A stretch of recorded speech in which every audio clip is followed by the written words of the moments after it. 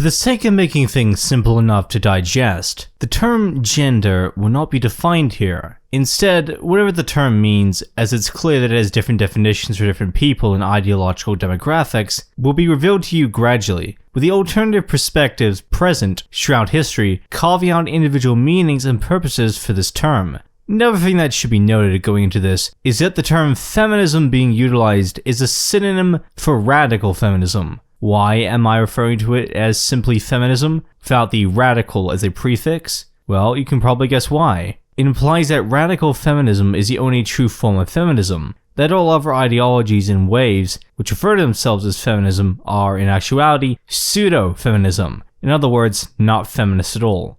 Also, like the term gender, feminism isn't going to be defined either. It doesn't need to be. So, without further ado, here is the feminist perspective on gender.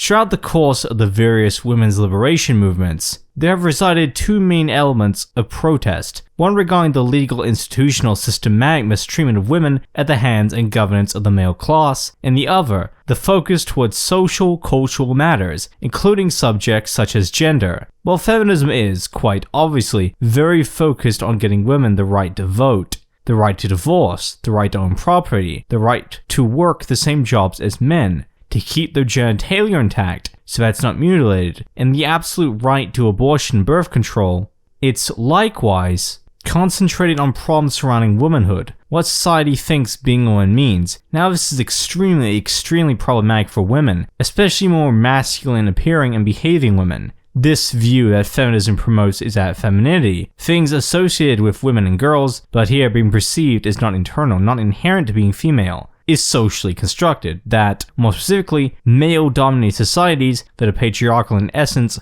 uphold the caste system known as gender to divide women and men into different social professions and lifestyles. Feminism views all male gender roles as superior to involuntarily assigned female gender roles, but this notion of gender, created by the patriarchy, enforced socially since the birth of civilization, has been set up to weaken women and girls, reducing them to shells of what they could be. If a woman wants to do something associated with masculinity, if she wants to live her life in a manner that contradicts her societally prescribed feminine character, she's a witch, apparently, and must be burnt at the stake. The feminist distinction between sex and gender goes as thus. When people think of a woman, they don't think of one as they should. Feminists have historically pointed out that a woman can have any hair length, can wear any clothes, so picturing her in one stereotypical fashion is harmful and hateful, restricting her ability to freely express herself however she pleases. When one thinks of a female human, they prefer if they thought about her in a purely sex-related manner, not relating to intercourse or attraction. I just mean biological sex. So she has a vagina, breasts, XX chromosomes being really stressed by these types of people, and altogether the body mass and biological figure that someone of the female sex possesses. What these people would not want when thinking about when they picture a woman is that woman having long hair and a dress. This isn't to say that feminists are opposed to women wearing what they want, being this way, dressing feminine, and so on. No, of course not, since the whole premise of feminism is female liberation, for women to be free from restraints. Instead, what they're pointing out is that there's absolutely nothing female about having long hair or wearing a dress. Men can have long hair, and some of them always wear dresses, known as male cross-dressers. This perception, considered incorrect by feminists, is what they refer to as gender. Having one's hair a certain length and wearing a certain species of fabric has nothing to do with one's biological sex, which they're accurate in remarking. The patriarchy has stigmatized women and girls not possessing these individual characteristics, and so many other characteristics associated with the female sex that they claim it's oppressing women. And they're not wrong, it is oppressive. If one wants to be more butch, she shouldn't be criticized for being this way. The patriarchy has said that women need to reform life like this. Male-dominated society, and the governments ruling them, especially in the past, set rules for all girls and women to follow. They must wear dresses, have long hair, put on makeup, shower up excessively, look pretty for others, put on nail polish, not be to any degree individualistic or creative, not want to do things associated with boys and men like playing with action figures and toy cars, considered boys' things by a patriarchal order, not take up painting as a hobby, be into certain genres of music, be interested in boxing, in sports, playing most video games, being interested in architecture, in engineering and programming, etc. So on and so on. It's endless actually. Women are pretty much not permitted to do anything, especially before the turn of the 21st century. All the woman was allowed to do was to be forced into marriage with a man she didn't love, who would abuse her in so many ways, often the case that he's a rapist, and cook for him, and clean for him, and raise these kids, and have a worthless, miserable, highly depressed state of subsistence, having no individuality of her own. She wasn't allowed any degree of fun, and was treated exclusively as a sexual object by her husband, and by people in general, being the victim of rape. It was, and still is today, a nightmare. All of this is because of gender, because male-controlled territories operate on the belief that women are just naturally like this, that they somehow want this cursed lifestyle. Anything deemed unladylike would be met with extreme prejudice and shame. If she didn't comply with the roles her parents, her friends, and the police assigned to her, she would be imprisoned, killed, tortured, or raped. Compulsory marriage and the rape that derives from it is completely and utterly evil, and destroys the will of girls trapped in it. One thing you'll notice immediately about feminist academics, old and contemporary, along with feminists you find all over the internet, whether on their YouTube channels, or on Twitter, or Reddit, or Tumblr, or their own personal blogs, is that so many of them adopt a butch, sort of masculine appearance, and in terms of their personality are extremely individualistic and unique. They never conform by what the world says a woman should be, and instead behave and live, including in terms of dress and expression, however they want, even if they might be mistaken for men. This is not, as they'll say, them behaving in the slightest like men. They know they're not men. They know what toxic masculinity has done to the planet, how extensively it's harmed women, how it's abused and imprisoned them. They're not attempting to be like men. They're just trying to find themselves. These behaviors and looks they exhibit and practice are not male in the sexual sense. This is their criticism and protest against gender. Gender, as I see it, claims behaviors they exhibit are manly behaviors, but they're not truly behaving like women. But of course, as they point out, this has nothing to do with being a woman. In their words, to be a woman is to be an adult human female, and nothing more. Female can only refer to belonging to the female sex. There's no such thing as the female gender, no such thing exists. Either one's born in a female body, or they're not female. So these revolutionary feminists are in no way less women, less woman-like. Had they rejected femininity? Well, whether or not a woman or a feminist is feminine or not is irrelevant, as long as they're being themselves. Again, feminism is not against women being feminine. It doesn't hate when women, due to their own volition, out of choice, decide to be what society describes as feminine. Some women, in specific militant feminists, have decided to be very butch to look as society deems masculine, but in reality, they're not masculine, nor are they feminine. If feminine and masculine have any true meanings, such meaning can only ever refer to biological sex. Any man can wear a skirt, can put on makeup, can grow out his hair, and any woman can wear shirts and pants, go without makeup, and have really short hair or be bald. As feminists point out, this has nothing to do with being male or female, but rather these stereotypes and gender roles are assigned to the sexes based upon sexism. A misogynistic society reserves all the positive and pleasurable roles for men, roles which any normal woman would want, and gives all the bad roles and positions to women, so that they'll suffer. Everything from economics to politics to social climates is shaped by this misogyny, all embodied in the pseudoscientific and reactionary belief known as gender. Radical feminist theory analyzes the structures of power which oppress the female sex. Its central tenet is that women as a biological class are globally oppressed by men as a biological class. We believe that male power is constructed and maintained through institutional and cultural practices that aim to bolster male superiority through the reinforcement of female inferiority. One such manifestation of the patriarchy is gender, which we believe to be a socially constructed hierarchy which functions to oppress female autonomy and has no basis in biology. Radical feminists also critique all religions and their institutions and other practices that promote violence against women, such as prostitution, pornography, and FGM. The subjugation of women is a social process that has no basis in biology or any other pretext, and thus can and should be challenged and dismantled. One such hard phenomenon that came out of the misogynistic social construct called gender that has sprung up in recent years, considering the grand scheme of history, yes, this is extremely recent in relative terms, is the notion of a transgender person. As the term implies, the trans in transgender refers to someone's gender being different from their assigned sex. So the claim is that someone can be born into the female sex, having a female pairing body, but internally mentally be male, as you will have guessed based on everything already conveyed within the philosophy of feminism. Feminists have not taken lightly to this emergence, because feminism rejects the nonsensical and baseless claim that male and female brains exist, then in reality brains are far too varied to be lumped into two categories or any gendered category. It can only attempt to rationalize why someone of the female sex, making them a girl or a woman, would believe they're a man, when they're clearly not. Feminists have many answers to this, pointing to the oppressive idea that is gender, which tells young girls that they're not truly girls if they like boy things, or don't always behave in a ladylike fashion. Therefore, feminism can examine the existence, or rather non-existence, of trans men and say that a misogynist dystopia has convinced them that there's something which they're not. A well-studied feminist, someone who's seen it all, the unhinged length men go to abuse, confuse, and taunt women and girls, can arrive to the aid of a girl who mistakes herself as a boy and say to her, "It's okay. You can be butch. You can be a lesbian. You don't have to follow gender roles. You don't have to literally switch your sexual phenotype, mutilating your body, including your genitalia, in order to enjoy life. It's okay, honey. Things are fucked. Absolutely fucked. Lesbians will watch on you.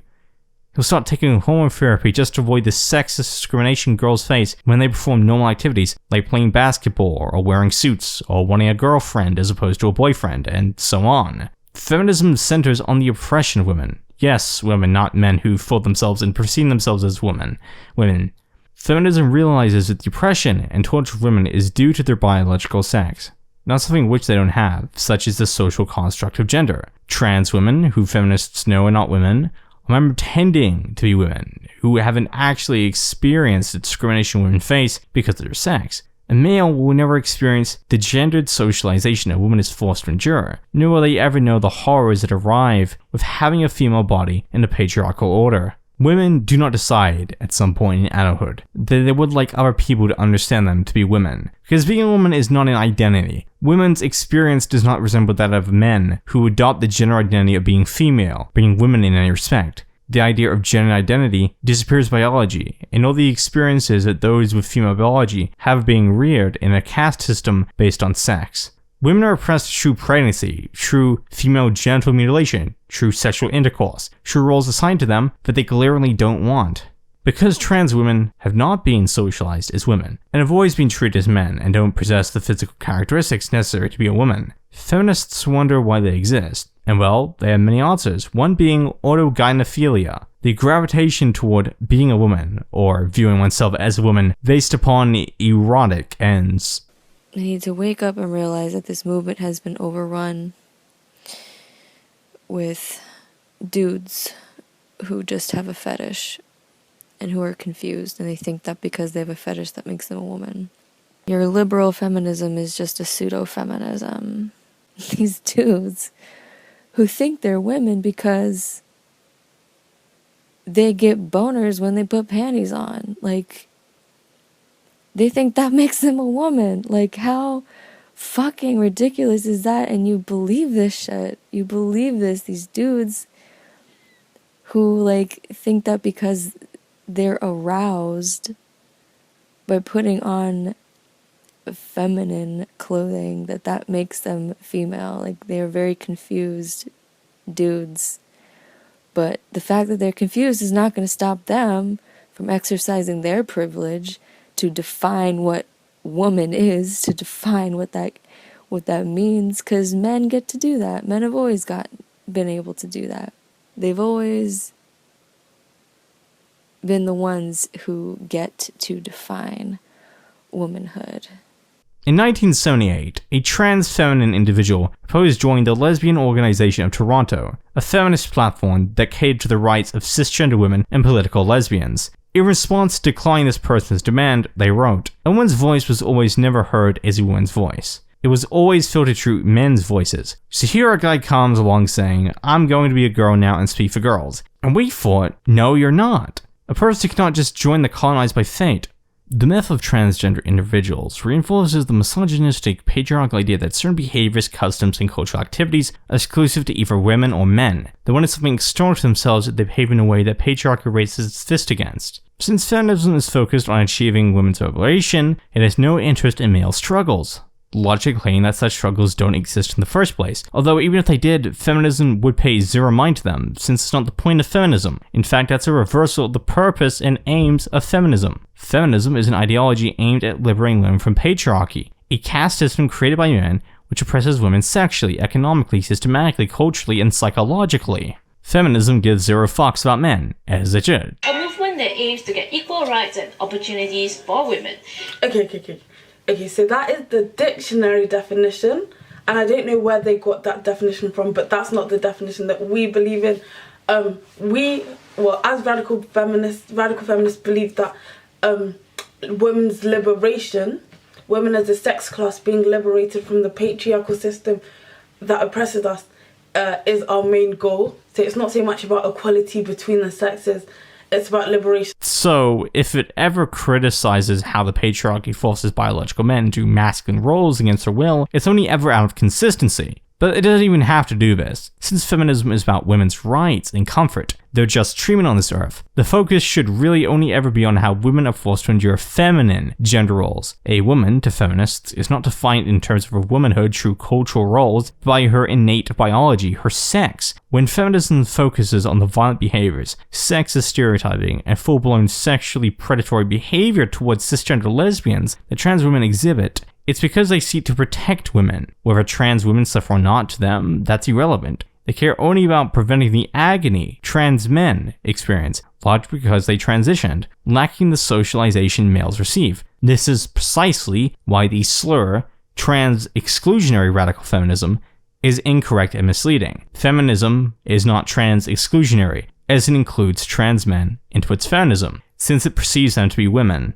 The singular most serious complaint and extreme worry feminists have charged trans women with is their non-consensual sexual behavior towards lesbians. Since feminism is worried about the fate of women and wishes to advance their rights by any means physically possible, female-male encounters is naturally one of their largest concerns, if not the largest. Trans women forcing themselves onto cisgender lesbians, claiming that they're transphobic for not desiring girl dick, is, as feminists put it, rapey and homophobic. Trying to shame lesbians for being lesbian is obviously intrinsically homophobic and misogynistic. Indeed, we're not seeing trans women targeting heterosexual men. The fact that no one can recognise that women have the right to set sexual boundaries without being called transphobic or hashtag turf dating, that is rape culture. If your reason for not dating any transgender person is because of their trans status, that doesn't mean you're not transphobic, because you are. Everyone has the right to turn down a sexual partner or a whole section of society for whatever reason they see fit without being attacked or vilified or shamed for it. Fucking liberal feminists justifying this in every university all over the UK. The one place you would expect to be able to go and be accepted for being lesbian is your LGBT sock. That's no more. That's gone. Thanks to the NUS, young lesbians coming into an atmosphere that's actually hostile towards them. Action based on sex and not gender as a way to justify sexuality is based on sex. I think it's so self-explanatory, I don't need to say more. The discrimination, and to label trans men as women In and fact, let me check the definition of sexuality. Goodness, I hope they haven't changed it.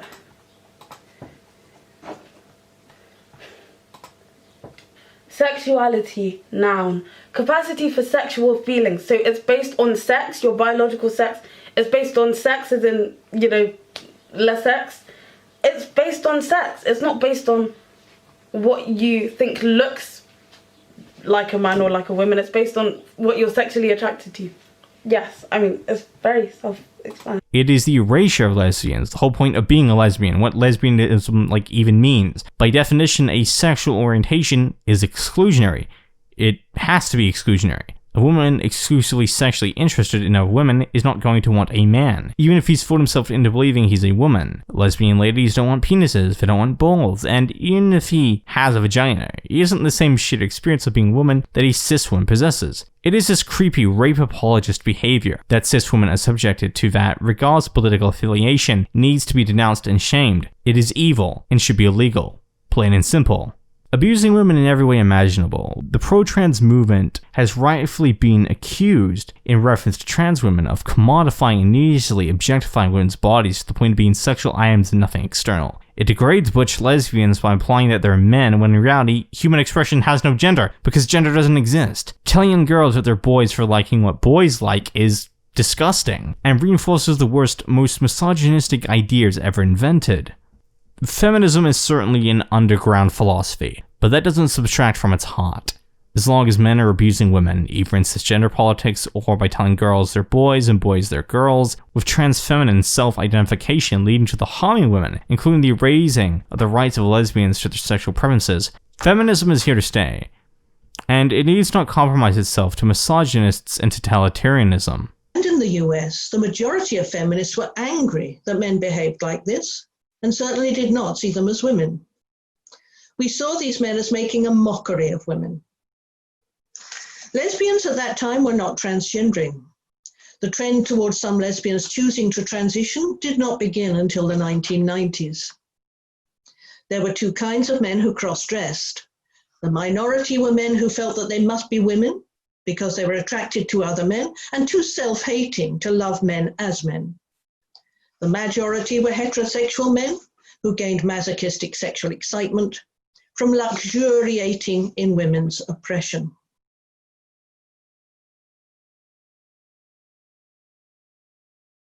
Oh, Stephen, what a fucking fool.